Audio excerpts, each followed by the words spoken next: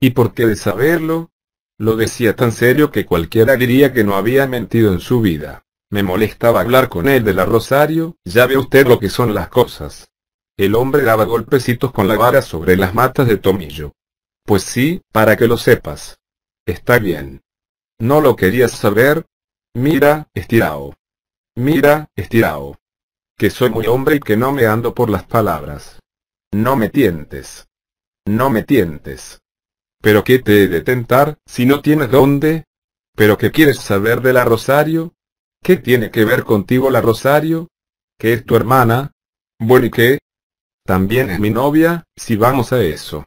A mí me ganaba por la palabra, pero si hubiéramos acabado por llegar a las manos le juro a usted por mis muertos que lo mataba antes de que me tocase un pelo. Yo me quise enfriar porque me conocía la carácter y porque de hombre a hombre no está bien reñir con una escopeta en la mano cuando el otro no la tiene. Mira, estirao, más vale que nos callemos. ¿Qué es tu novia? Bueno, pues que lo sea. ¿Y a mí qué? El estirao se reta. Parecía como si quisiera pelea. ¿Sabes lo que te digo? ¿Qué?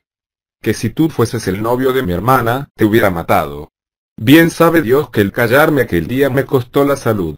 Pero no quería darle, no sé por qué habrá sido.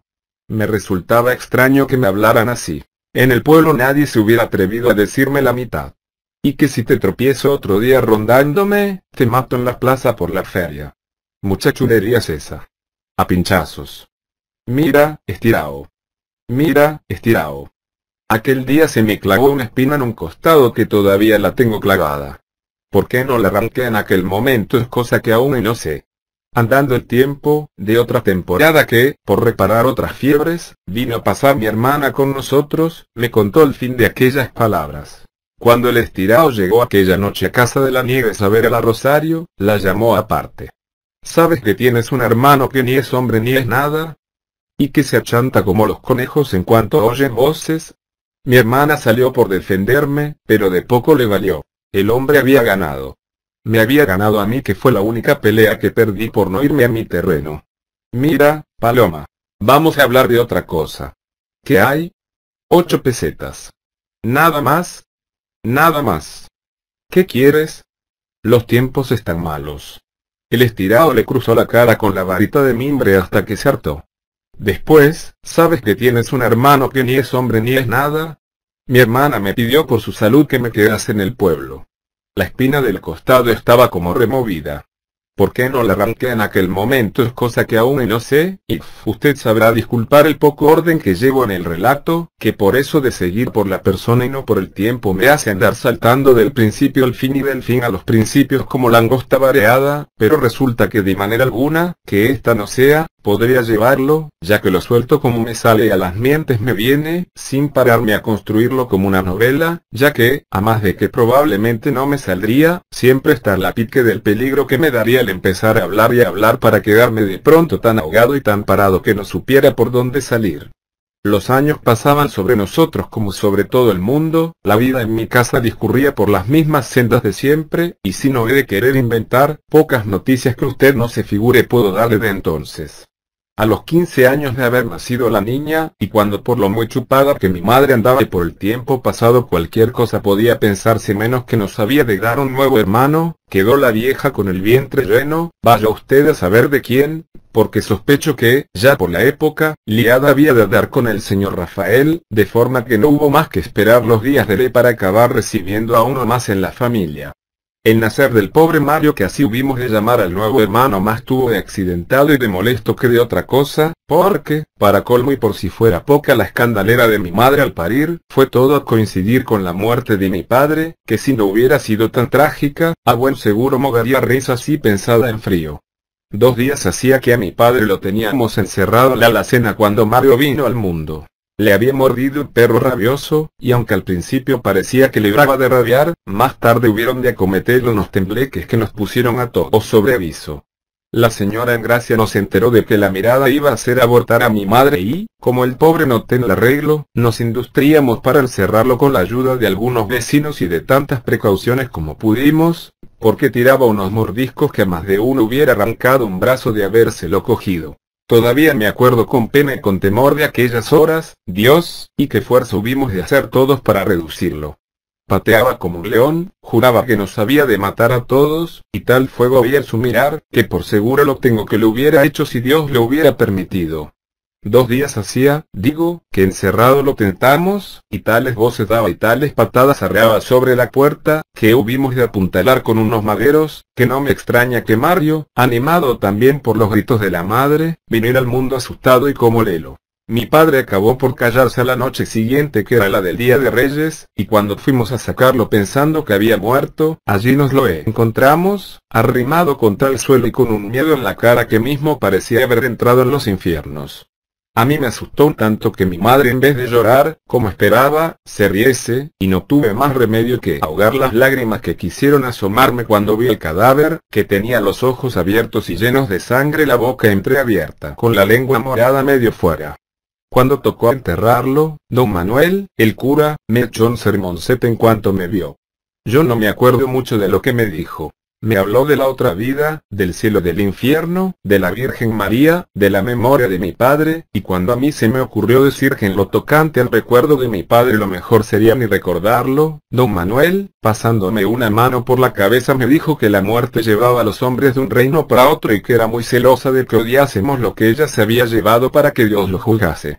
Bueno, no me lo dijo así. Me lo dijo con unas palabras muy justas y cabales, pero lo que me quiso decir no andaría, sobre poco más o menos, muy alejado de lo que dejo escrito.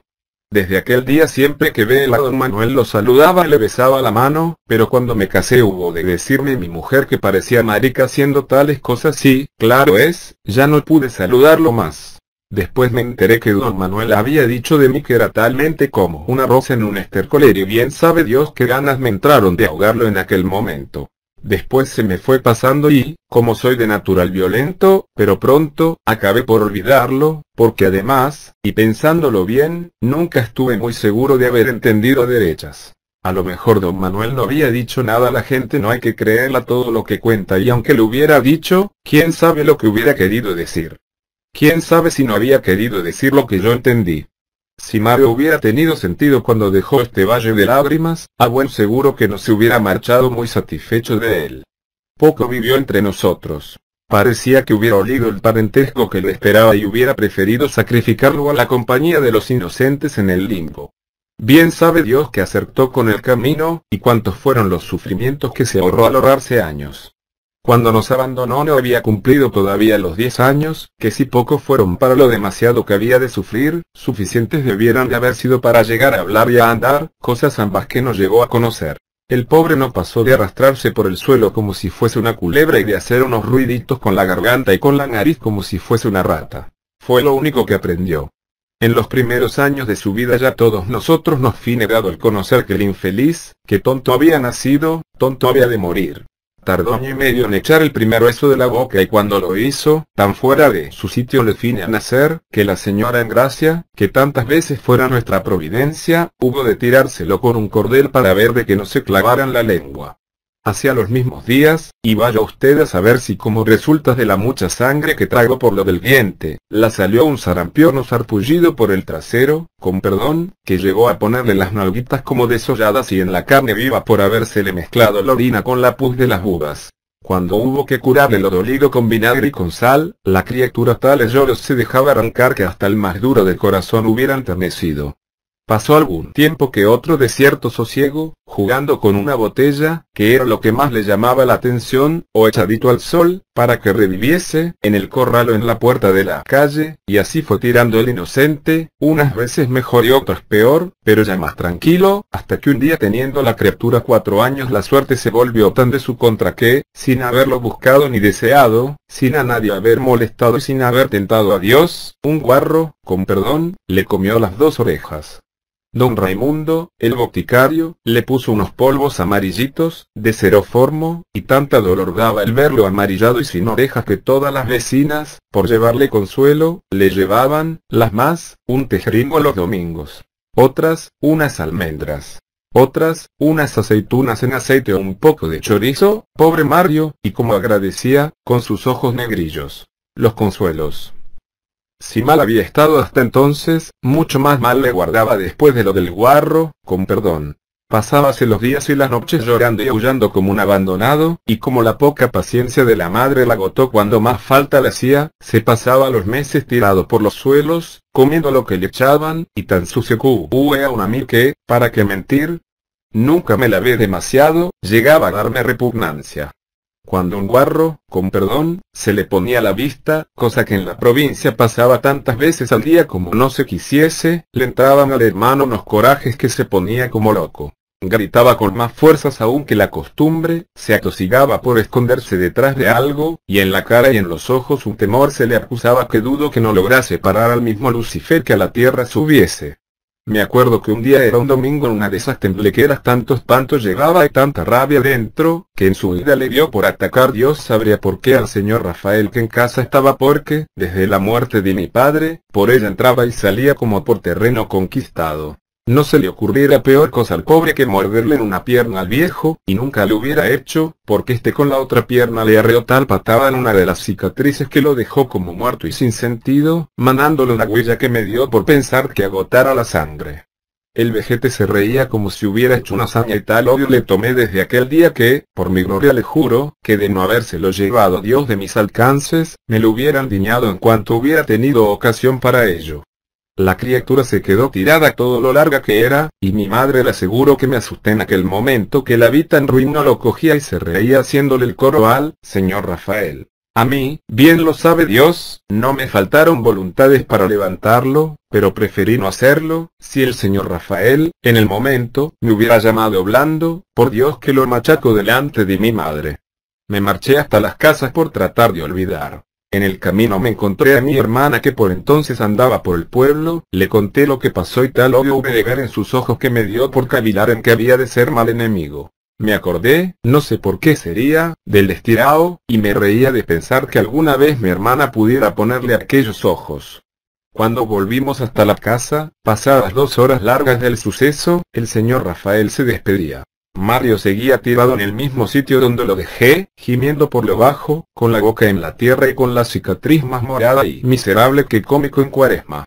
Mi hermana, que creí que iba a armar el zafarrancho, lo levantó del suelo por ponerlo recostado en la artesa. Aquel día me pareció más hermosa que nunca, con su traje de color azul como el del cielo, y sus aires de madre montaraz ella, que ni lo fuera, ni lo había de ser. Cuando el señor Rafael acabó por marcharse, mi madre recogió a Mario, lo acunó en el regazo y le estuvo lamiendo la vida toda la noche, como una perra párida a los cachorros. El chiquillo se dejaba querer y sonreía, se quedó dormidito y en sus labios quedaba aún la señal de que había sonreído. Fue aquella noche, seguramente, la única vez en su vida que le vi sonreír. Pasó después algún tiempo sin que se desgraciara de nuevo, pero, como al que el destino persigue no se libra aunque se esconda debajo de las piedras, día llegó en que, no encontrándolo por lado alguno, fue a aparecer, ahogado, en una tinaja de aceite. Lo encontró mi hermana Rosario. Estaba en la misma postura que una lechuza ladrona quien hubiera cogido el viento. Volcado sobre el borde de la tinaja, con la nariz apoyada sobre el barro del fondo. Cuando lo levantamos, un hilillo de aceite le caía de la boca como una hebra de oro que estuviera devanando con el vientre. El pelo que en vida lo tuviera siempre de la apagada color de la ceniza, le brillaba con unos brillos tan lozanos que daba por pensar que hubiera resucitado al él morir. Tal es todo lo extraño que la muerte de Mario me recuerda. Mi madre tampoco lloró la muerte de su hijo. Secas debiera tener las entrañas una mujer con corazón tan duro que unas lágrimas no le quedarán siquiera para señalar la desgracia de la criatura. De mí puedo decir, y no me avergüenzo de ello, que sí lloré, así como mi hermana Rosario, y que tal odio llegué a cobrar a mi madre, y tan deprisa había de crecerme, que llegué a tener miedo de mí mismo. La mujer que no llora es como la fuente que no mana, que para nada sirve, o como el ave del cielo que no canta, a quien, si Dios quisiera, le caerían las alas, porque a las alimañas falta alguna les hacen. Mucho me dio que pensar, en muchas veces, y aún ahora mismo si he de decir la verdad, el motivo de que a mi madre llegase a perderle el respeto, primero, y el cariño y las formas al andar de los años. Mucho me dio que pensar, porque quería hacer un claro en la memoria que me dejase ver hacia qué tiempo dejó de ser una madre en mi corazón y hacia qué tiempo llegó después a convertírseme en un enemigo. En un enemigo rabioso, que no hay peor odio que el de la misma sangre. en un enemigo que me gastó toda la bilis, porque a nada se odia con más intensos bríos que aquello que uno se parece y uno llega a aborrecer el parecido. Después de mucho pensar, y de nada esclarecer del todo, solo me es dado el afirmar que la respecto había se la haya perdido tiempo atrás, cuando en ella no encontraba virtud alguna que imitar, ni don de Dios que copiar, y que de mi corazón hubo de marcharse cuando tanto mal vi en ella que junto no cupiera dentro de mi pecho. Odiarla, lo que se dice llegar a odiarla, tardé algún tiempo que ni el amor ni el odio fueran cosa de un día, y si apuntar hacia los días de la muerte de Mario pudiera ser que errara en muchas fechas sobre su aparición. A la criatura hubimos de secarle las carnes con unas hilas de lino por evitar que fuera demasiado grasiento al juicio, y de prepararlo bien vestido con unos percales que por la casa había, con unas alpargatas que me acerqué hasta el pueblo para buscar, con su corbatita de la color de la malva hecha una lazada sobre la garganta como una mariposa que en su inocencia le diera por posarse sobre un muerto. El señor Rafael, que hubo de sentirse caritativo con el muerto a quien de vivo tratara tan sin piedad, nos ayudó a preparar el ataúd.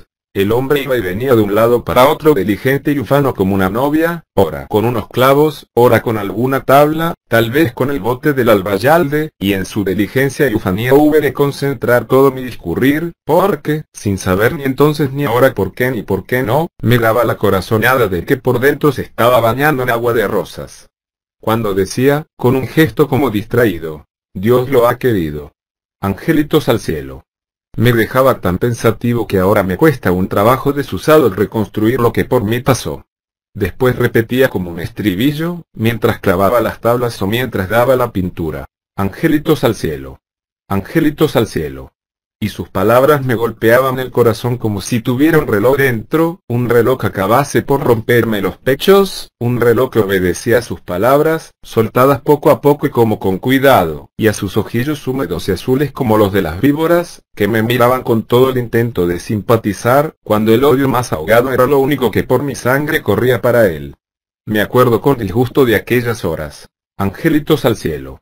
Angelitos al cielo. El hijo de su madre, y como fingía el muy soro. Hablemos de otra cosa.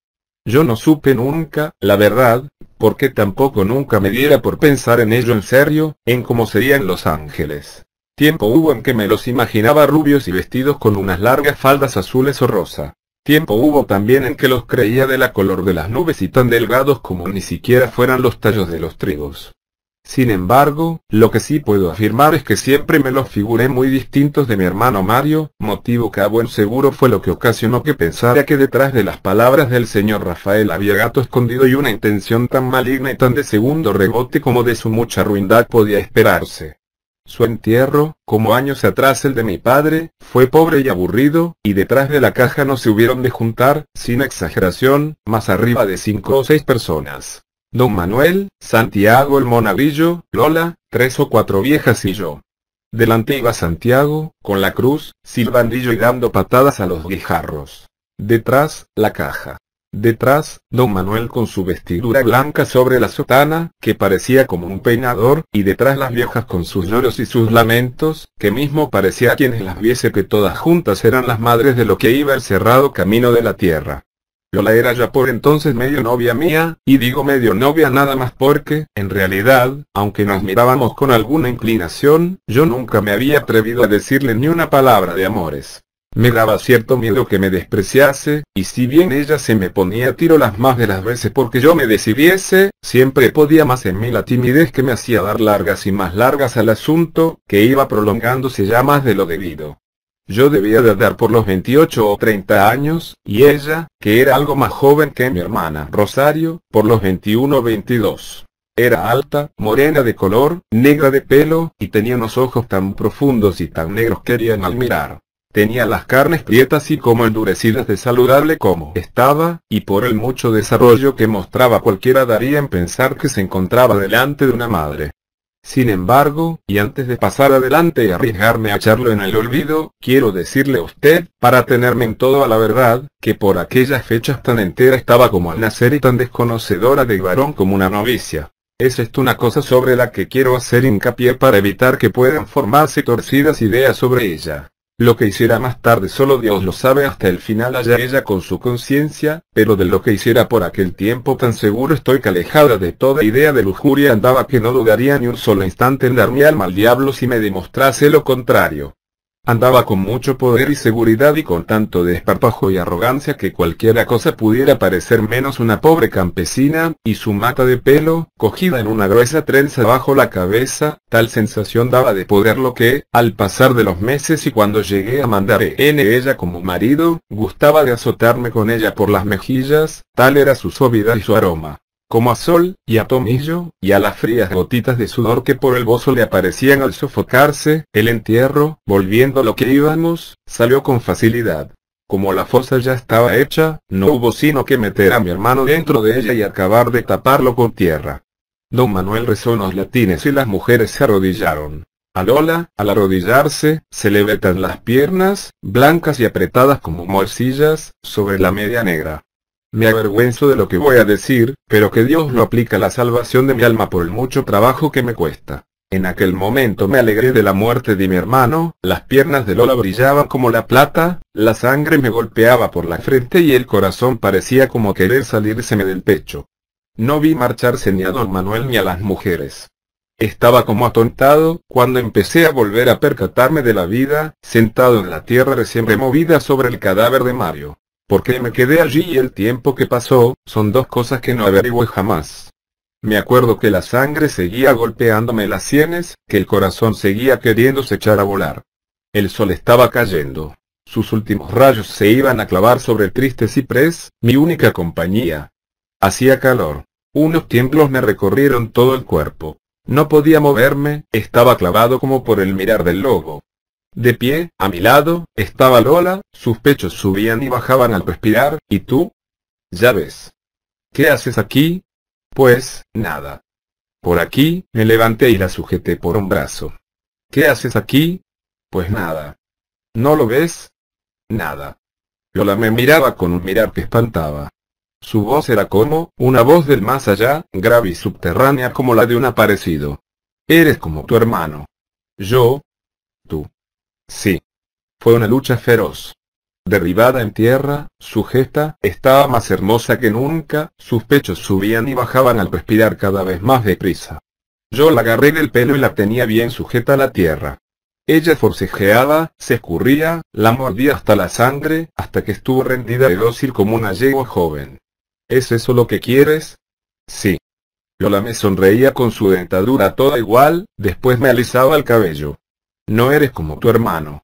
Eres un hombre. En sus labios quedaban las palabras un poco retumbantes. Eres un hombre. Eres un hombre. La tierra estaba blanda, bien me acuerdo. Y en la tierra, media docena de amapolas para mi hermano muerto. 6 gotas de sangre, no eres como tu hermano. Eres un hombre. ¿Me quieres? Sí. 15 días ha querido la providencia que pasarán desde que dejé escrito lo que atrás queda, y en ellos, entretenido como estuve con interrogatorios y visitas del defensor por un lado, y con el traslado hasta este nuevo sitio, por otro, no tuve ni un instante libre para coger la pluma. Ahora, después de releer este fajo, todavía no muy grande, de cuartillas, se mezclan en mi cabeza las ideas más diferentes con tal precipitación y tal marea que, por más que pienso, no consigo acertar a qué carta quedarme. Mucha desgracia, como usted habrá podido ver, es la que llevo contada, y pienso que las fuerzas han de decaerme cuando me enfrente con lo que aún me queda, que más desgraciado es todavía. Me espanta pensar con qué puntualidad me es fiel la memoria, en estos momentos en que todos los hechos de mi vida sobre los que no hay maldita la forma de volverme atrás van quedando escritos en estos papeles con la misma claridad que en un encerado. Es gracioso y triste también, bien lo sabe Dios. Pararse a considerar que si el esfuerzo de memoria que por estos días estoy haciendo se me hubiera ocurrido años atrás, a estas horas, en lugar de estar escribiendo en una celda, estaría tomando el sol en el corral, o pescando ánguilas en el regato, o persiguiendo conejos por el monte.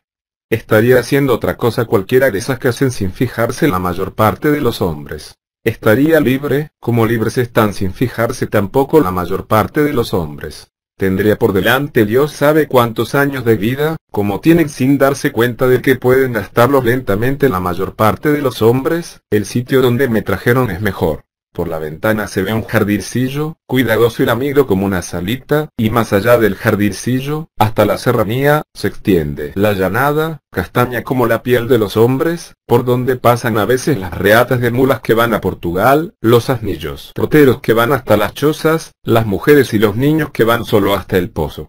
Yo respiro mi aire, que entra y sale de la celda porque con él no va nada, ese mismo aire que a lo mejor respira mañana o cualquier día el mulero que pasa. Yo veo la mariposa toda de colores que revola torpe sobre los girasoles, que entra por la celda, da 2 vueltas y sale, porque con ella no va nada, y que acabará posándose tal vez sobre la almohada del director. Yo cojo con la gorra el ratón que comía lo que yo ya dejara, lo miro, lo dejo porque con él no va nada y veo cómo escapa con su pasito suave a guarecerse en su agujero, ese agujero desde el que sale para comer el rancho del forastero, del que está tan solo una temporada en la celda de la que ha de salir para el infierno las más de las veces. Tal vez no me creyera si le dijera que en estos momentos tal tristeza me puebla y tal congoja, que por asegurarle estoy que mi arrepentimiento no menor debe ser que el de un santo. Tal vez no me creyera, porque demasiado malos han de ser los informes que de mí conozca y el juicio que de mí se haya formado a estas alturas, pero sin embargo, yo se lo digo, quizás nada más que por eso de decírselo, quizás nada más que por eso de no quitarme la idea de las mientes de que usted sabrá comprender lo que le digo, y creer lo que por mi gloria no le juro porque poco ha de valer jurar ya sobre ella. El amargor que me sube a la garganta es talmente como si el corazón me fabricara cibar en vez de sangre.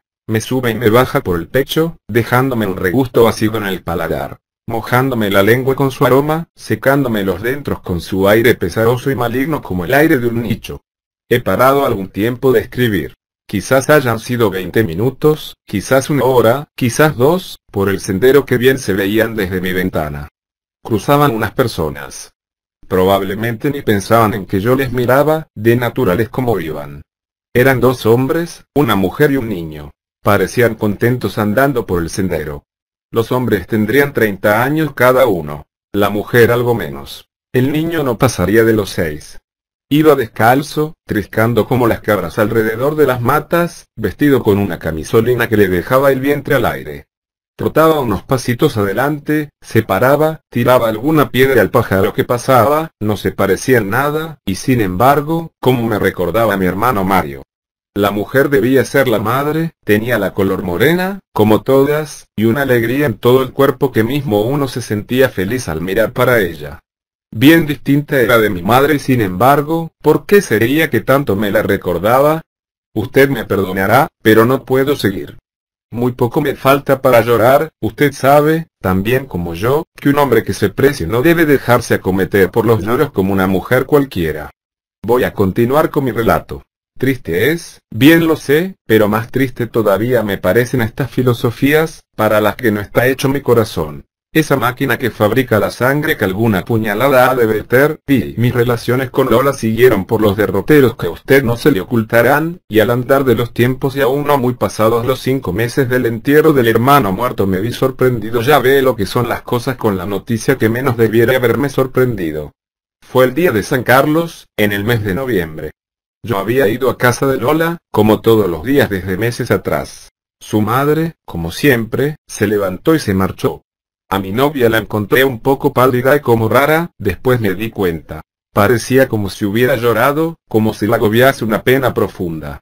La conversación que nunca entre los dos había sido demasiado corrida se espantaba aquel día en nuestra voz, como los grillos a las pisadas, o como las perdices al canto del caminante. Cada intento que hacía para hablar tropezaba al salirme en la garganta, que se quedaba tan seca como un muro. Pues no hables si no quieres. Sí, quiero. Pues habla. ¿Yo te lo impido? Pascual. ¿Qué? ¿Sabes una cosa? No. ¿Y no te la figuras? No. Ahora me da risa de pensar que tardara tanto tiempo en caer. Pascual. ¿Qué? Estoy preñada. Al principio no me enteré.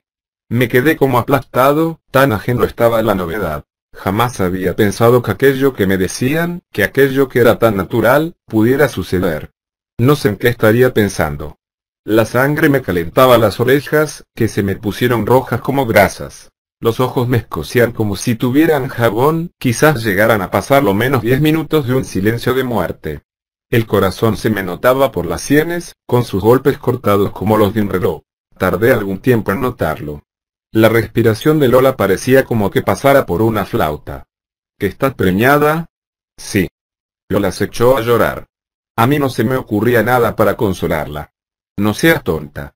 Unos se mueren, otros nacen, quizás quiera Dios librarme de alguna pena en los infiernos por lo tierno que aquella tarde me sentí. Pues ¿qué tiene de particular? También tu madre lo estuvo antes de parirte, y la mía también, hacía unos esfuerzos inauditos por decir algo. Había notado un cambio en Lola. Parecía como que lo hubieran vuelto del revés. Es lo que pasa siempre, ya se sabe.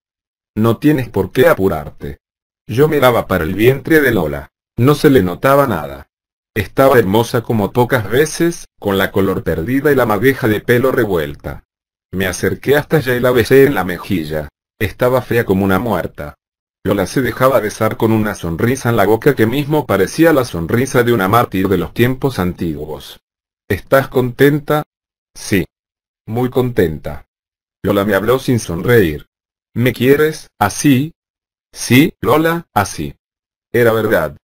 En aquellos momentos era así como la quería. Joven y con hijo en el vientre. Con un hijo mío, a quien por entonces me hacía la ilusión de educar y de hacer de él un hombre de provecho. Nos vamos a casar, Lola. Hay que arreglar los papeles. Esto no puede quedar así, no. La voz de Lola parecía como un suspiro. Y le quiero demostrar a tu madre que sé cumplir como un hombre. Ya lo sabe, no lo sabe. Cuando se me ocurrió marcharme era ya noche cerrada. Llama a tu madre. ¿A mi madre?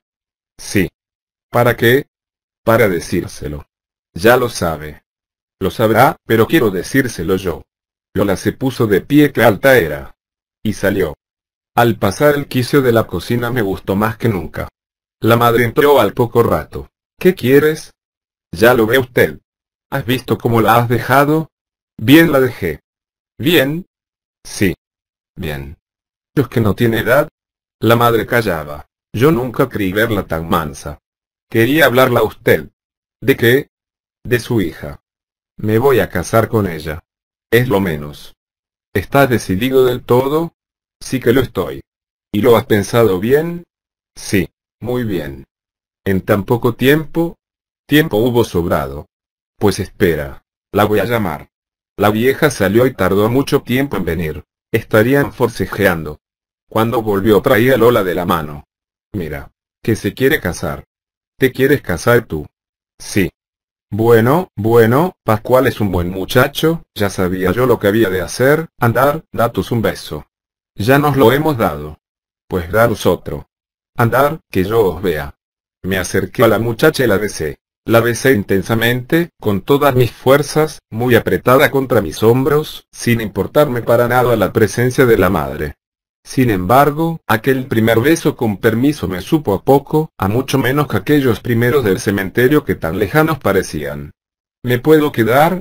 Sí, quédate. No, Pascual, no te quedes. Todavía no te quedes. Sí, hija, sí, que se quede. ¿No va a ser tu marido? Me quedé y pasé la noche con ella. Al día siguiente, muy de mañana, me acerqué hasta la parroquial. Entré en la sacristía. Allí estaba don Manuel preparándose para decir la misa, esa misa que decía para don Jesús, para el ama y para 2 o 3 viejas más. Al verme llegar se quedó como sorprendido. ¿Y tú por aquí? Pues ya ve usted, don Manuel, que hablar con usted venía. ¿Muy largo? Sí, señor. ¿Puedes esperar a que diga la misa? Sí, señor. Prisa no tengo. Pues espérame, entonces. Don Manuel abrió la puerta de la sacristía y me señaló un banco de la iglesia, un banco como el de todas las iglesias, de madera sin pintar, duro y frío como la piedra, pero en los que tan hermosos ratos se pasan algunas veces. Siéntate allí. Cuando veas que don Jesús se arrodilla, te arrodillas tú. Cuando veas que don Jesús se levanta, te levantas tú. Cuando veas que don Jesús se sienta, te sientas tú también, sí, señor. La misa duró, como todas, sobre la media hora, pero aquella media hora se me pasó en un vuelo. Cuando acabó, me volví a la sacristía. Allí estaba don Manuel desvistiéndose. Tú dirás. Pues ya ve usted, me querría casar. Me parece muy bien, hijo, me parece muy bien. Para eso ha creado Dios a los hombres y a las mujeres, para la perpetuación de la especie humana. Sí, señor. Bien, bien. ¿Y con quién? ¿Con la Lola? Sí, señor. ¿Y lo llevas pensando mucho tiempo? No, señor. Ayer, nada más. Nada más. Ayer me dijo ella lo que había. ¿Había algo? Sí. ¿Embarazada? Sí, señor. Embarazada. Pues sí, hijo. Lo mejor es que os caséis. Dios os lo perdonará todo y, ante la vista de los hombres, incluso, ganáis en consideración. Un hijo habido fuera del matrimonio es un pecado y un baldón. Un hijo nacido de padres cristianamente casados es una bendición de Dios. Yo te arreglaré los papeles. ¿Sois primos? No, señor. Mejor. Vuelve dentro de 15 días por aquí. Yo te lo tendré ya todo preparado. Sí, señor. ¿A dónde vas ahora? Pues ya ve usted. A trabajar. ¿Y no te querrías confesar antes? Sí, me confesé, y me quedé suave y aplanado como si me hubieran dado un baño de agua caliente. Y al cabo de poco más de un mes, el 12 de diciembre, día de la Virgen de Guadalupe, que aquel año cuadró en miércoles, y después de haber cumplido con todos los requisitos de la ley de la iglesia, Lola y yo nos casamos.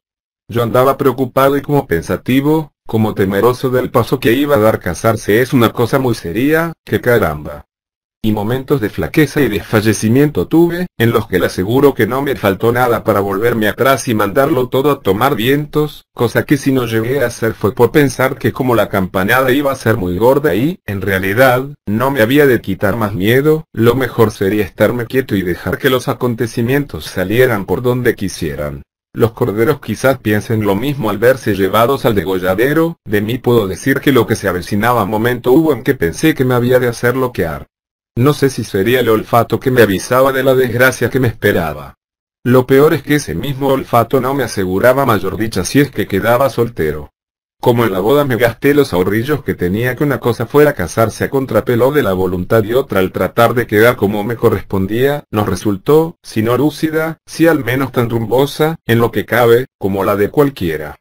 En la iglesia mandé colocar unas amápolas y unas matas de romero florecido, y el aspecto de ella era agradable y acogedor, quizás por eso de no sentir tan frío al pino de los bancos y a las losas del suelo. Ella iba de negro, con un bien ajustado traje de lino del mejor, con un velo todo de encaje que le regaló la madrina, con unas varas de azahar en la mano y tan gallarda y tan poseída de su papel, que mismamente parecía una reina. Yo iba con un vistoso traje azul con raya roja que me llegué hasta Badajoz para comprar, con una visera de raso negro que aquel día estrené, con pañuelo de seda y con leontina. Hacíamos una hermosa pareja, se lo aseguro, con nuestra juventud y nuestro empaque. Hay tiempos aquellos en que aún quedaban instantes en que uno parecía como sospechar la felicidad, y qué lejanos me parecéis ahora. Nos apadrinaron el señorito Sebastián, el de don Raimundo el boticario, y la señora Aurora, la hermana de don Manuel, el cura que nos echó la bendición y un sermoncete al acabar, que duró así como 3 veces la ceremonia, y que si aguanté no por otra cosa fuera bien lo sabe Dios. Que por creerlo de obligación. Tan aburrido me llegó a tener.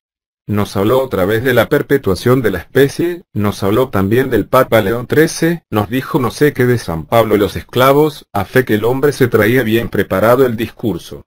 Cuando acabó la función de iglesia, cosa que nunca creí que llegara a suceder, nos llegamos todos, y como en comisión, hasta mi casa, donde, sin grandes comodidades, pero con la mejor voluntad del mundo, habíamos preparado de comer y de beber hasta hartarse para todos los que fueron y para el doble que hubieran ido. Para las mujeres había chocolate con tejeringos, y tortas de almendra, y bizcochada, y pan de higo, y para los hombres había manzanilla y tapitas de chorizo, de morcón, de aceitunas, de sardinas en lata. Sé que hubo en el pueblo quien me criticó por no haber dado de comer. Allá ellos.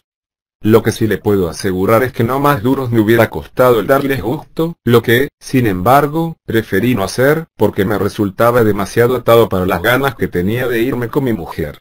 La conciencia tranquila la tengo de haber cumplido y bien, y eso me basta. En cuanto a las murmuraciones, más vale ni hacerles caso.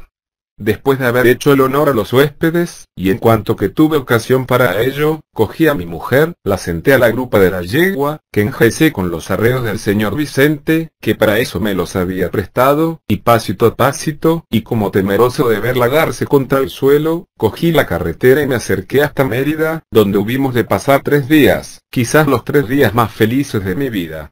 Por el camino hicimos alto tal vez hasta media docena de veces, por ver de refrescarnos un poco, y ahora me acuerdo con extrañeza y mucho me da que vacilar el pararme a pensar en aquel rato que nos diera a los dos de liarnos a cosechar margaritas para ponérnoslas, uno al otro, en la cabeza. A los recién casados parece como si les volviera de repente todo el candor de la infancia. Cuando entrábamos, con un trotillo acompasado y regular, en la ciudad, por el puente romano, tuvimos la negra sombra de que a la yegua le diera por espantarse quién sabe si a la vista del río y una pobre vieja que por allí pasaba tal manotada le dio que la dejó medio descalabrada y en un tris de irse al Guadiana de cabeza. Yo descabalgué rápido por socorrerla, que no fuera de bien nacidos pasar de largo, pero como la vieja me dio la sensación de que lo único que tenía era mucho resabio, la abrí un real porque no dijese y 2 palmaditas en los hombros y me marché a reunirme con la Lola. Esta se reía de su risa, créame usted, me hizo mucho daño. No sé si sería un presentimiento, algo así como una corazonada de lo que habría de ocurrirle. No está bien reírse de la desgracia del prójimo, se lo dice un hombre que fue muy desgraciado a lo largo de su vida. Dios castiga sin palo y sin piedra y, ya se sabe, quien a hierro mata, por otra parte, y aunque no fuera por eso, nunca está de más el ser humanitario. Nos alojamos en la posada del Mirlo, en un cuarto grande que había al entrar, a la derecha, y los 2 primeros días, amartelados como andábamos, no hubimos de pisar la calle ni una sola vez. En el cuarto se estaba bien.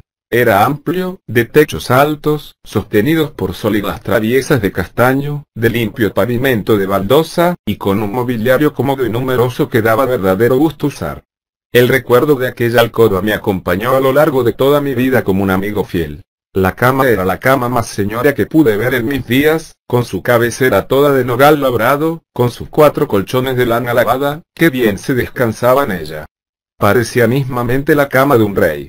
Había también una cómoda, alta y ventruda como una matrona, con sus 4 hondos cajones con tiradores dorados, y un armario que llegaba hasta el techo, con una amplia luna de espejo del mejor, con 2 esbeltos candelabros de la misma madera uno a cada lado para alumbrar bien la figura.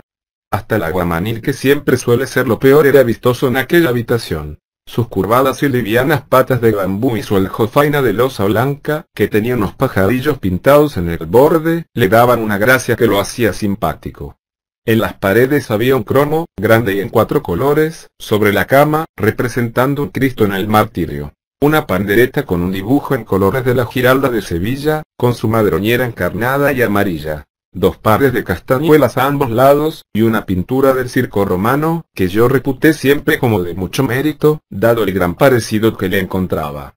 Había también un reloj sobre la cómoda, con una pequeña esfera figurando la bola del mundo y sostenida con los hombros por un hombre desnudo, y 2 jarrones de talavera, con sus dibujos en azul, algo viejos ya, pero conservando todavía ese brillar que tan agradables los hace. Las sillas, que eran 6, 2 de ellas con brazos, eran altas de respaldo con un mullido peluche colorado por culera, con perdón, recias de patas y tan cómodas que mucho hube de echarlas de menos al volver para la casa, y no digamos ahora al estar aquí metido. Aún me acuerdo de ellas, a pesar de los años pasados. Mi mujer y yo nos pasábamos las horas disfrutando de la comodidad que se nos brindaba y, como ya le dije, en un principio, para nada salíamos a la calle. ¿Qué nos interesaba a nosotros lo que en ella ocurría si allí dentro teníamos lo que en todo el resto de la ciudad no nos podían ofrecer? Mala cosa es la desgracia, créame. La felicidad de aquellos 2 días llegaba ya a extrañarme por lo completa que parecía. Al tercer día, el sábado, se conoce que señalados por los familiares de la atropellada, nos fuimos a encontrar de manos a bruces con la pareja. Una turbamulta de chiquillos se agolpó a la puerta al saber que por allí andaba la Guardia Civil, y nos dio una cencerrada que hubimos de tener un mes entero clavada en los oídos. ¿Qué maligna crueldad despertará en los niños el olor de los presos? Nos miran como bichos raros con los ojos todos encendidos, con una sonrisilla viciosa por la boca, como miran a la oveja que apuñalan en el matadero, esa oveja en cuya sangre caliente mojan las alpargatas, o el perro que dejó quebrado el carro que pasó, ese perro que tocan con la varita por ver si está vivo todavía, o los 5 gatitos recién nacidos que se ahogan en el pilón, esos 5 gatitos a los que apedrean, esos 5 gatitos a los que sacan de vez en cuando por jugar, por prolongarles un poco la vida, tan mal los quieren. Por evitar que dejen de sufrir demasiado pronto, en un principio me atosigó bastante la llegada de los civiles, y aunque hacía esfuerzos por aparentar serenidad, mucho me temo que mi turbación no permitiera mostrarla. Con la Guardia Civil venía un mozo de unos 25 años, nieto de la vieja, espigado y presumido como esa edad corresponde, y esa fue mi providencia, porque como con los hombres, ya lo sabe usted, no hay mejor cosa que usar de la palabra y hacer sonar la bolsa. En cuanto le llamé galán y le metí 6 pesetas en la mano, se marchó más veloz que una centella y más alegre que unas castañuelas, y pidiéndole a Dios por seguro lo tengo ver en su vida muchas veces a la abuela entre las patas de los caballos. La Guardia Civil, quién sabe si por eso de que la parte ofendida tan presto entrara en razón, se atusó los mostachos, carraspeó, me habló del peligro de la espuela pronta, pero, lo que es más principal, se marchó sin incordiarme más. Lola estaba como transida por el temor que le produjera la visita, pero como en realidad no era mujer cobarde, aunque sí asustadiza, se repuso del sofocón no más pasados los primeros momentos, la volvió la color a las mejillas, el brillo a la mirada y la sonrisa a los labios, para quedar enseguida tan guapota y bien plantada como siempre. En aquel momento bien me acuerdo fue cuando la noté por vez primera algo raro en el vientre y un tósigo de verla así me entró en el corazón, que vino en el mismo medio del apuro a tranquilizar mi conciencia, que preocupadillo me tenía ya por entonces con eso de no sentirla latir ante la idea del primer hijo. Era muy poco lo que se la notaba, y bien posible hubiera sido que, de no saberlo, jamás me hubiera percatado de ello. Compramos en Mérida algunas chucherías para la casa, pero como el dinero que llevábamos no era mucho, y además había sido mermado con las 6 pesetas que le di al nieto de la atropellada, decidí retornar al pueblo por no parecerme cosa de hombres prudentes el agotar el monedero hasta el último chavo. Volví a ensillar la yegua, a enjaezarla con la sobremontura y las riendas de feria del señor Vicente y a enrollarme la manta en el arzón, para con ella y con mi mujer a la grupa como a la ida volverme para Torre Mejía. Como mi casa estaba, como usted sabe, en el camino de Almendralejo, y como nosotros de donde veníamos era de Mérida, tuvimos de cruzar, para arrimarnos a ella, la línea entera de casas, de forma que todos los vecinos, por ser ya la caída de la tarde, pudieron vernos llegar tan marciales y mostrarnos su cariño, que por entonces lo habla, con el buen recibir que nos hicieron. Yo me apeé, volteándome por la cabeza para no herir a Lola de una patada, requerido por mis compañeros de soltería y de labranza, y con ellos me fui, casi llevado en volandas, hasta la taberna de Martinete el Gallo, a donde entramos en avalanche cantando, y en donde el dueño me dio un abrazo contra su vientre, que a poco me marea entre las fuerzas que hizo y el olor a vino blanco que despedía. A Lola la besé en la mejilla y la mandé para casa a saludar a las amigas y esperarme, y allá se marchó, jineta sobre la hermosa yegua, espigada y orgullosa como una infanta, y bien ajena que el animal había de ser la causa del primer disgusto.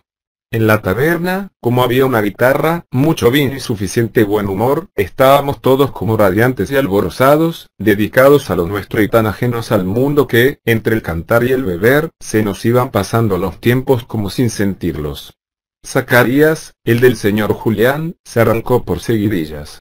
Daba gusto oírlo con su voz tan suave como la de un jilguero. Cuando él cantaba, los demás mientras anduvimos serenos nos callábamos a escuchar como embobados, pero cuando tuvimos más arranque, por el vino y la conversación, nos liamos a cantar en rueda y, aunque nuestras voces no eran demasiado templadas, como llegaron a decirse cosas divertidas, todo se nos era perdonado. Es una pena que las alegrías de los hombres nunca se sepa dónde nos han de llevar, porque de saberlo no hay duda que algún disgusto que otros nos habríamos de ahorrar. Lo digo porque la velada en casa del Gallo acabó como el rosario de la aurora por eso de no sabernos ninguno parar a tiempo. La cosa fue bien sencilla, tan sencilla como siempre resultan ser las cosas que más vienen a complicarnos la vida. El pez muere por la boca, dicen, y dicen también que quien mucho habla mucho yerra, y que en boca cerrada no entran moscas, y a fe que algo de cierto para mí tengo que debe de haber en todo ello, porque si Zacarías se hubiera estado callado como Dios manda y no se hubiese metido en camisas de 11 varas, entonces se hubiera ahorrado un disgustillo y ahora el servir para anunciar la lluvia a los vecinos con sus 3 cicatrices. El vino no es buen consejero. Zacarías, en medio de la juerga, y por hacerse el chistoso, nos contó no sé qué sucedido, o discurrido, de un palomo ladrón, que yo me atrevería a haber jurado en el momento y a seguir jurando aún ahora mismo que lo habla dicho pensando en mililitros. Nunca fui susceptible, bien es verdad, pero cosas tan directas hay o tan directas uno se las cree que no hay forma ni de no darse por aludido ni de mantenerse uno en sus casillas y no saltar. Yo le llamé la atención. Pues no le veo la gracia, la verdad. Pues todos se la han visto, Pascual. Así será, no lo niego. Pero lo que digo es que no me parece de bien nacido se le hace reír a los más metiéndose con los menos. No te piques, Pascual. Ya sabes, el que se pica, y que tampoco me parece de hombres el salir con bromas a los insultos. No lo dirás por mí, no. Lo digo por el gobernador. Poco hombre me pareces tú para lo mucho que amenazas. Y que cumplo. ¿Qué cumples? Sí. Yo me puse de pie. ¿Quieres que salgamos al campo? No hace falta. Muy bravo te sientes. Los amigos se echaron a un lado, que nunca fuera cosa de hombres meterse a evitar las puñaladas. Yo abrí la navaja con parsimonia. En esos momentos una precipitación, un fallo, puede sernos de unas consecuencias funestas. Se hubiera podido oír el vuelo de una mosca, tal era el silencio. Me fue hacia él y, antes de darle tiempo a ponerse en facha, le arreé 3 navajazos que lo dejé como temblando.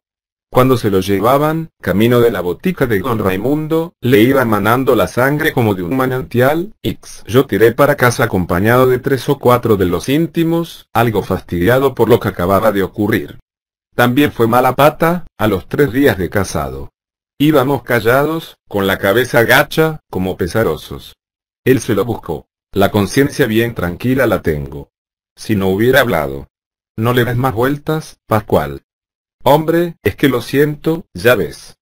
Después de que todo pasó. Era ya la madrugada y los gallos cantores lanzaban a los aires su pregón. El campo olía a jaras y a tomillo. ¿Dónde le di? En un hombro. ¿Muchas? 3. ¿Sale? Hombre, sí. Yo creo que saldrá. Más vale. Nunca me pareció mi casa tan lejos como aquella noche. Hace frío, no sé, yo no tengo. Será el cuerpo. Puede, pasábamos por el cementerio.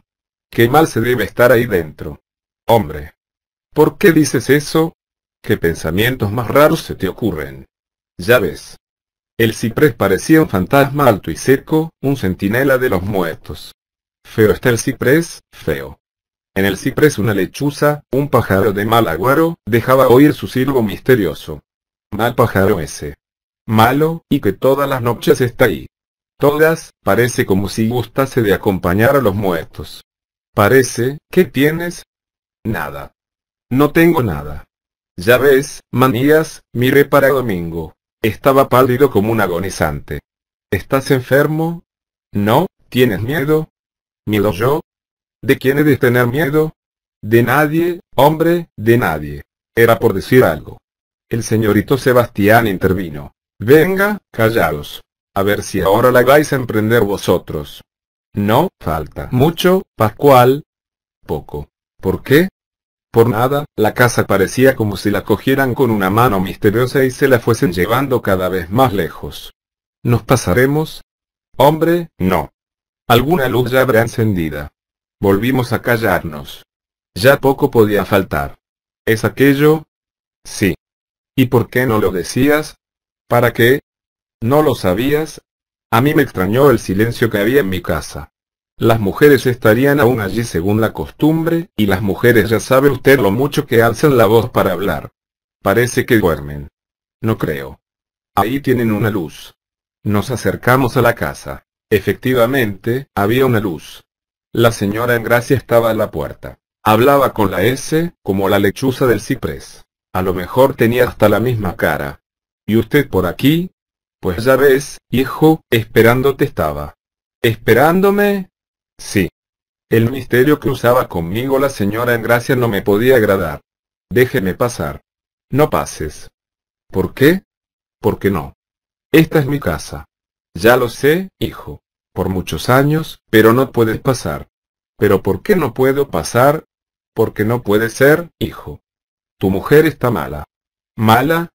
Sí. ¿Qué le pasa? Nada. ¿Que abortó? Sí. La descabalgó la yegua, la rabia que llevaba dentro no me dejó ver claro. Tan obcecado estaba que ni me percaté de lo que oía. ¿Dónde está la yegua? En la cuadra. La puerta de la cuadra que daba al corral era baja de quicio. Me agaché para entrar. No se veía nada. Yegua. La yegua se arrimó contra el pesebre. Yo abrí la navaja con cuidado. En esos momentos, el poner un pie en falso puede sernos de unas consecuencias funestas. Yegua. Volvió a cantar el gallo en la mañana. Yegua. La yegua se movía hacia el rincón. Me arrimé. Llegué hasta poder darle una palmada en las ancas. El animal estaba despierto, como impaciente. Yegua. Fue cosa de un momento. Me eché sobre ella y la clavé. La clavé lo menos 20 veces, tenía la piel dura, mucho más dura que la de Zacarías, cuando de allí salí saqué el brazo dolido. La sangre me llegaba hasta el codo. El animalito no dijo ni pío. Se limitaba a respirar más hondo y más deprisa, como cuando le echaban al macho. Por seguro se lo digo que aunque después, al enfriarme, pensara lo contrario en aquel momento no otra cosa me pasó por el magín que la idea de que el aborto de Lola pudiera habérsele ocurrido tenerlo de soltera. Cuánta bilis y cuánto resquemor y veneno me hubiera ahorrado. A consecuencia de aquel desgraciado accidente me quedé como anonadado y hundido en las más negras imaginaciones y hasta que reaccioné hubieron de pasar no menos de 12 largos meses en los cuales, como evadido del espíritu, andaba por el pueblo. Al año, o poco menos, de haberse malogrado lo que hubiera de venir, quedó Lola de nuevo encinta y pude ver con alegría que idénticas ansias y los mismos desasosiegos que la vez primera me acometían. El tiempo pasaba demasiado despacio para lo deprisa que quisiera yo verlo pasar, y un humor endiablado me acompañaba como una sombra donde quiera que fuese. Me torné huraño y montaraz, aprensivo y hosco, y como ni mi mujer ni mi madre entendieran gran cosa de caracteres, estábamos todos en un constante vilo por ver dónde saltaba la bronca. Era una tensión que nos destrozaba, pero que parecía como si la cultivásemos gozosos. Todo nos parecía alusivo, todo malintencionado, todo de segunda intención. Fueron unos meses de un agobio como no puede usted ni figurarse. La idea de que mi mujer pudiera volver a abortar era algo que me sacaba de quicio. Los amigos me notaban extraño, y la chispa que por entonces viva andaba aún parecía que me miraba menos cariñosa. Yo la hablaba, como siempre. ¿Qué tienes? Y ella me miraba como suplicante, moviendo el rabillo muy deprisa, casi gimiendo y poniéndome unos ojos que destrozaban el corazón. A ella también se le habían ahogado las crías en el vientre. En su inocencia, quién sabe si no conocería la mucha pena que su desgracia me produjera. Eran 3 los perrillos que vivos no llegaron a nacer. Los 3 igualitos, los 3 pegajosos como la almíbar, los 3 grises y medio sarnosos como ratas. Abrió un hoyo entre los cantuesos y allí los metió. Cuando al salir al monte detrás de los conejos parábamos un rato por templar el aliento, ella, con ese aire doliente de las hembras sin hijos, se acercaba hasta el hoyo por olerlo.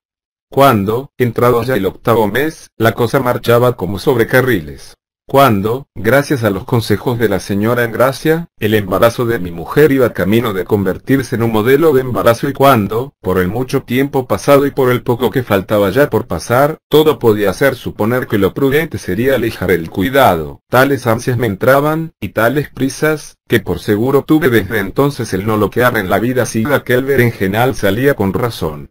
Hacia los días señalados por la señora Engracia, y como si la Lola fuera un reloj, de precisa como andaba, vino al mundo, y con una sencillez y una felicidad que a mí ya me tenían extrañado, mi nuevo hijo, mejor dicho, mi primer hijo, a quien en la pila del bautismo pusimos por nombre Pascual, como su padre, un servidor.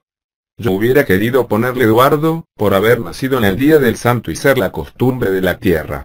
Pero mi mujer, que por entonces andaba cariñosa corno nunca, insistió en ponerle el nombre que yo llevaba, cosa para la que poco tiempo gastó en convencerme, dado a la mucha ilusión que me hacía.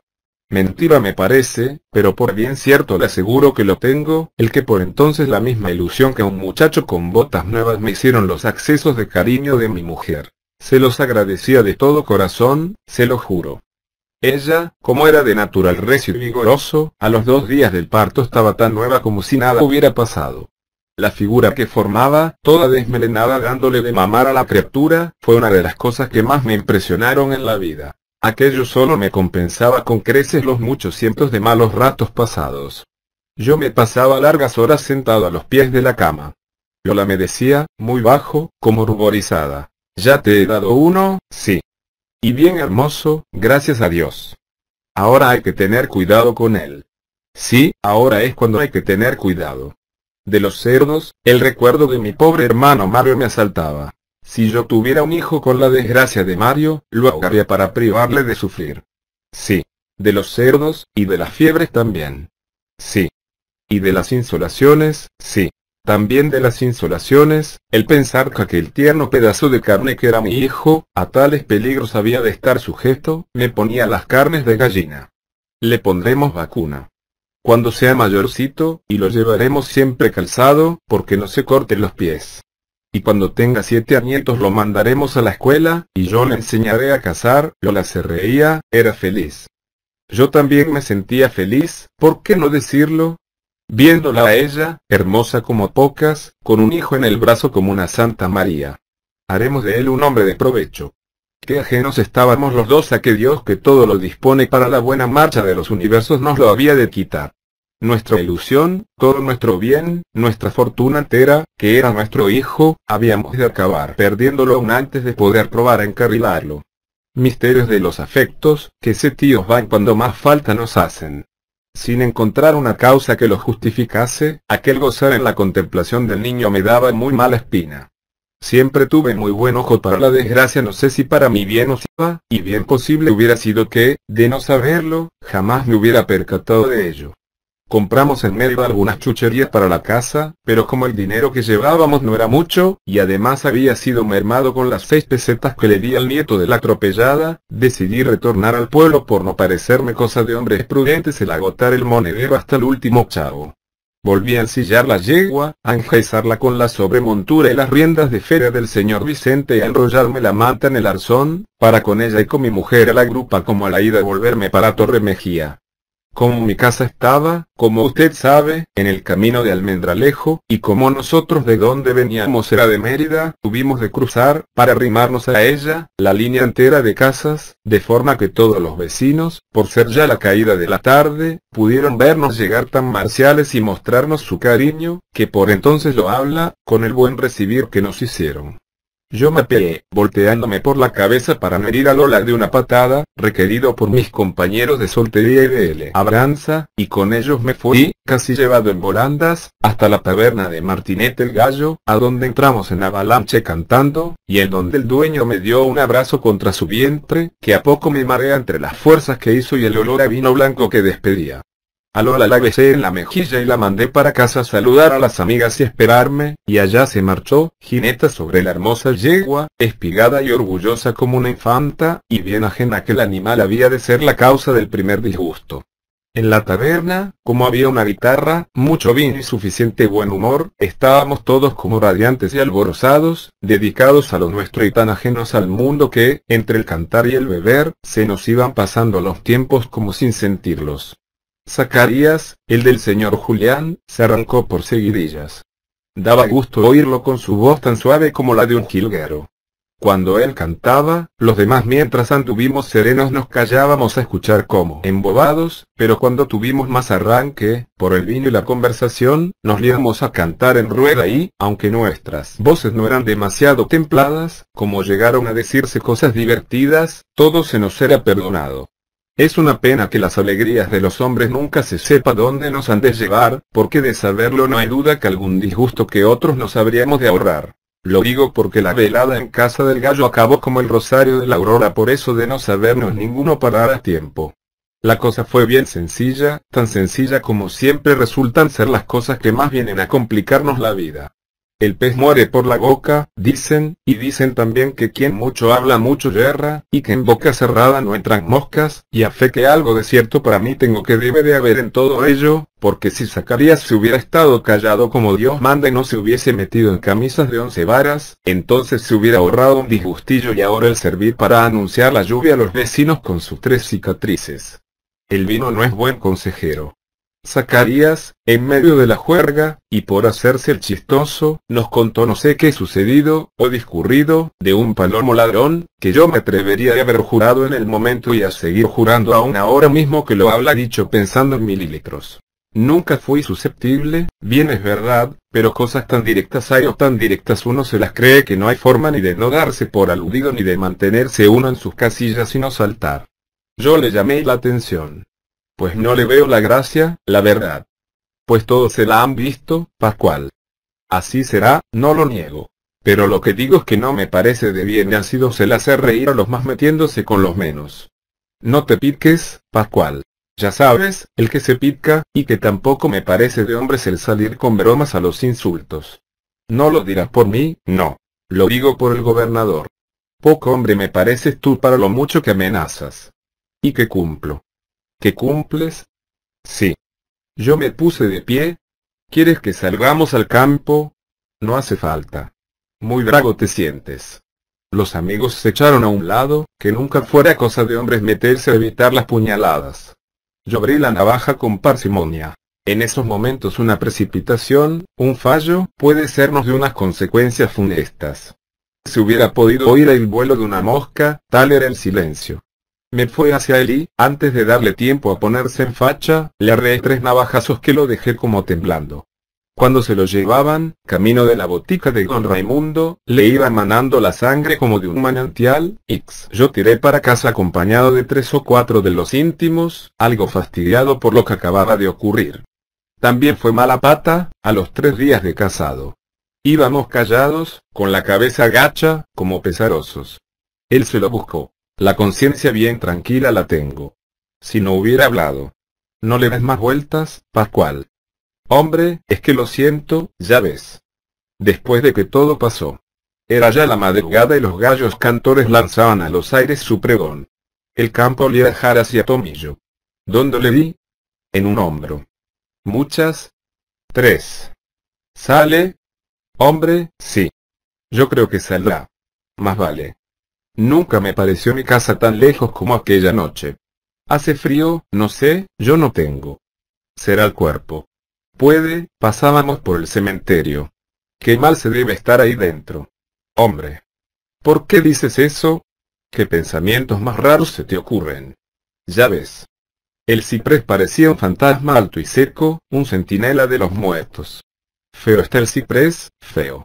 En el ciprés una lechuza, un pájaro de mal agüero, dejaba oír su silbo misterioso. Mal pájaro ese. Malo, y que todas las noches está ahí. Todas, parece como si gustase de acompañar a los muertos. Parece, ¿qué tienes? Nada. No tengo nada. Ya ves, manías, miré para Domingo. Estaba pálido como un agonizante. ¿Estás enfermo? ¿No? ¿Tienes miedo? ¿Miedo yo? ¿De quién he de tener miedo? De nadie, hombre, de nadie. Era por decir algo. El señorito Sebastián intervino. Venga, callaos. A ver si ahora la vais a emprender vosotros.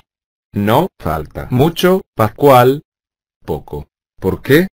Por nada, la casa parecía como si la cogieran con una mano misteriosa y se la fuesen llevando cada vez más lejos. ¿Nos pasaremos? Hombre, no. Alguna luz ya habrá encendida. Volvimos a callarnos. Ya poco podía faltar.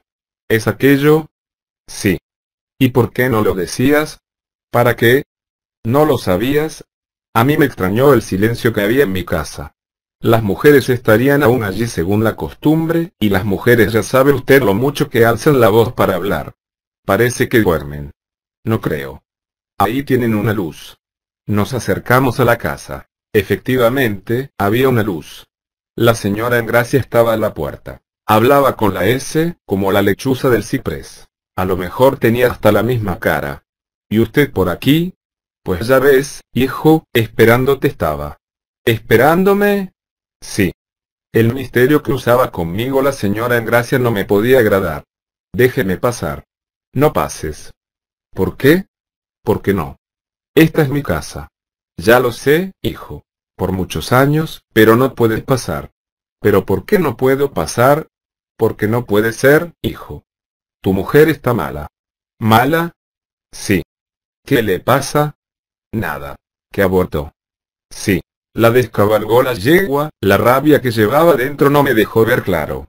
Tan obcecado estaba que ni me percaté de lo que oía. ¿Dónde está la yegua? En la cuadra. La puerta de la cuadra que daba al corral era baja de quicio. Me agaché para entrar. No se veía nada. Yegua. La yegua se arrimó contra el pesebre. Yo abrí la navaja con cuidado. En esos momentos, el poner un pie en falso puede sernos de unas consecuencias funestas. Yegua. Volvió a cantar el gallo en la mañana. Yegua. La yegua se movía hacia el rincón. Me arrimé. Llegué hasta poder darle una palmada en las ancas. El animal estaba despierto, como impaciente. Yegua. Fue cosa de un momento. Me eché sobre ella y la clavé. La clavé lo menos 20 veces, tenía la piel dura. Mucho más dura que la de Zacarías, cuando de allí salí saqué el brazo dolido. La sangre me llegaba hasta el codo. El animalito no dijo ni pío. Se limitaba a respirar más hondo y más deprisa, como cuando le echaban al macho. Por seguro se lo digo que aunque después, al enfriarme, pensara lo contrario en aquel momento no otra cosa me pasó por el magín que la idea de que el aborto de Lola pudiera habérsele ocurrido tenerlo de soltera. Cuánta bilis y cuánto resquemor y veneno me hubiera ahorrado. A consecuencia de aquel desgraciado accidente me quedé como anonadado y hundido en las más negras imaginaciones y hasta que reaccioné hubieron de pasar no menos de 12 largos meses en los cuales, como evadido del espíritu, andaba por el pueblo. Al año, o poco menos, de haberse malogrado lo que hubiera de venir, quedó Lola de nuevo encinta y pude ver con alegría que idénticas ansias y los mismos desasosiegos que la vez primera me acometían. El tiempo pasaba demasiado despacio para lo deprisa que quisiera yo verlo pasar, y un humor endiablado me acompañaba como una sombra donde quiera que fuese. Me torné huraño y montaraz, aprensivo y hosco, y como ni mi mujer ni mi madre entendieran gran cosa de caracteres, estábamos todos en un constante vilo por ver dónde saltaba la bronca. Era una tensión que nos destrozaba, pero que parecía como si la cultivásemos gozosos. Todo nos parecía alusivo, todo malintencionado, todo de segunda intención. Fueron unos meses de un agobio como no puede usted ni figurarse. La idea de que mi mujer pudiera volver a abortar era algo que me sacaba de quicio. Los amigos me notaban extraño, y la chispa que por entonces viva andaba aún parecía que me miraba menos cariñosa. Yo la hablaba, como siempre. ¿Qué tienes? Y ella me miraba como suplicante, moviendo el rabillo muy deprisa, casi gimiendo y poniéndome los ojos que destrozaban el corazón. A ella también se le habían ahogado las crías en el vientre. En su inocencia, quién sabe si no conocería la mucha pena que su desgracia me produjera. Eran 3 los perrillos que vivos no llegaron a nacer. Los 3 igualitos, los 3 pegajosos como la almíbar, los 3 grises y medio sarnosos como ratas. Abrió un hoyo entre los cantuesos y allí los metió. Cuando al salir al monte detrás de los conejos parábamos un rato por templar el aliento, ella, con ese aire doliente de las hembras sin hijos, se acercaba hasta el hoyo por olerlo. Cuando, entrado ya el 8º mes, la cosa marchaba como sobre carriles. Cuando, gracias a los consejos de la señora Engracia, el embarazo de mi mujer iba camino de convertirse en un modelo de embarazo y cuando, por el mucho tiempo pasado y por el poco que faltaba ya por pasar, todo podía hacer suponer que lo prudente sería alejar el cuidado, tales ansias me entraban, y tales prisas, que por seguro tuve desde entonces el no loquear en la vida si aquel berenjenal salía con razón. Hacia los días señalados por la señora Engracia, y como si la Lola fuera un reloj, de precisa como andaba, vino al mundo, y con una sencillez y una felicidad que a mí ya me tenían extrañado, mi nuevo hijo, mejor dicho, mi primer hijo, a quien en la pila del bautismo pusimos por nombre Pascual, como su padre, un servidor. Yo hubiera querido ponerle Eduardo, por haber nacido en el día del santo y ser la costumbre de la tierra. Pero mi mujer, que por entonces andaba cariñosa corno nunca, insistió en ponerle el nombre que yo llevaba, cosa para la que poco tiempo gastó en convencerme, dado a la mucha ilusión que me hacía. Mentira me parece, pero por bien cierto le aseguro que lo tengo, el que por entonces la misma ilusión que un muchacho con botas nuevas me hicieron los accesos de cariño de mi mujer. Se los agradecía de todo corazón, se lo juro. Ella, como era de natural recio y vigoroso, a los 2 días del parto estaba tan nueva como si nada hubiera pasado. La figura que formaba, toda desmelenada dándole de mamar a la criatura, fue una de las cosas que más me impresionaron en la vida. Aquello solo me compensaba con creces los muchos cientos de malos ratos pasados. Yo me pasaba largas horas sentado a los pies de la cama. Lola me decía, muy bajo, como ruborizada: ¿ya te he dado uno? Sí. Y bien hermoso, gracias a Dios. Ahora hay que tener cuidado con él. Sí, ahora es cuando hay que tener cuidado. De los cerdos, el recuerdo de mi pobre hermano Mario me asaltaba. Si yo tuviera un hijo con la desgracia de Mario, lo ahogaría para privarle de sufrir. Sí. De los cerdos, y de las fiebres también. Sí. Y de las insolaciones, sí. También de las insolaciones, el pensar que aquel tierno pedazo de carne que era mi hijo, a tales peligros había de estar sujeto, me ponía las carnes de gallina. Le pondremos vacuna cuando sea mayorcito, y lo llevaremos siempre calzado, porque no se corten los pies. Y cuando tenga 7 añitos lo mandaremos a la escuela, y yo le enseñaré a cazar. Lola se reía, era feliz. Yo también me sentía feliz, ¿por qué no decirlo? Viéndola a ella, hermosa como pocas, con un hijo en el brazo como una Santa María. Haremos de él un hombre de provecho. Qué ajenos estábamos los dos a que Dios, que todo lo dispone para la buena marcha de los universos, nos lo había de quitar. Nuestra ilusión, todo nuestro bien, nuestra fortuna entera, que era nuestro hijo, habíamos de acabar perdiéndolo aún antes de poder probar a encarrilarlo. Misterios de los afectos, que se tíos van cuando más falta nos hacen. Sin encontrar una causa que lo justificase, aquel gozar en la contemplación del niño me daba muy mala espina. Siempre tuve muy buen ojo para la desgracia, no sé si para mi bien o si parábamos un rato por templar el aliento. Ella, con ese aire doliente de las hembras sin hijos, se acercaba hasta el hoyo por olerlo. Cuando, entrado ya el 8º mes, la cosa marchaba como sobre carriles. Cuando, gracias a los consejos de la señora Engracia, el embarazo de mi mujer iba camino de convertirse en un modelo de embarazo, y cuando, por el mucho tiempo pasado y por el poco que faltaba ya por pasar, todo podía hacer suponer que lo prudente sería alejar el cuidado, tales ansias me entraban, y tales prisas, que por seguro tuve desde entonces el no loquear en la vida si aquel berenjenal salía con razón. Hacia los días señalados por la señora Engracia, y como si la Lola fuera un reloj, de precisa como andaba, vino al mundo, y con una sencillez y una felicidad que a mí ya me tenían extrañado, mi nuevo hijo, mejor dicho, mi primer hijo, a quien en la pila del bautismo pusimos por nombre Pascual, como su padre, un servidor. Yo hubiera querido ponerle Eduardo, por haber nacido en el día del santo y ser la costumbre de la tierra. Pero mi mujer, que por entonces andaba cariñosa corno nunca, insistió en ponerle el nombre que yo llevaba, cosa para la que poco tiempo gastó en convencerme, dado a la mucha ilusión que me hacía. Mentira me parece, pero por bien cierto le aseguro que lo tengo, el que por entonces la misma ilusión que un muchacho con botas nuevas me hicieron los accesos de cariño de mi mujer. Se los agradecía de todo corazón, se lo juro. Ella, como era de natural recio y vigoroso, a los 2 días del parto estaba tan nueva como si nada hubiera pasado. La figura que formaba, toda desmelenada dándole de mamar a la criatura, fue una de las cosas que más me impresionaron en la vida. Aquello solo me compensaba con creces los muchos cientos de malos ratos pasados. Yo me pasaba largas horas sentado a los pies de la cama. Lola me decía, muy bajo, como ruborizada: ¿ya te he dado uno? Sí. Y bien hermoso, gracias a Dios. Ahora hay que tener cuidado con él. Sí, ahora es cuando hay que tener cuidado. De los cerdos, el recuerdo de mi pobre hermano Mario me asaltaba. Si yo tuviera un hijo con la desgracia de Mario, lo ahogaría para privarle de sufrir. Sí. De los cerdos, y de las fiebres también.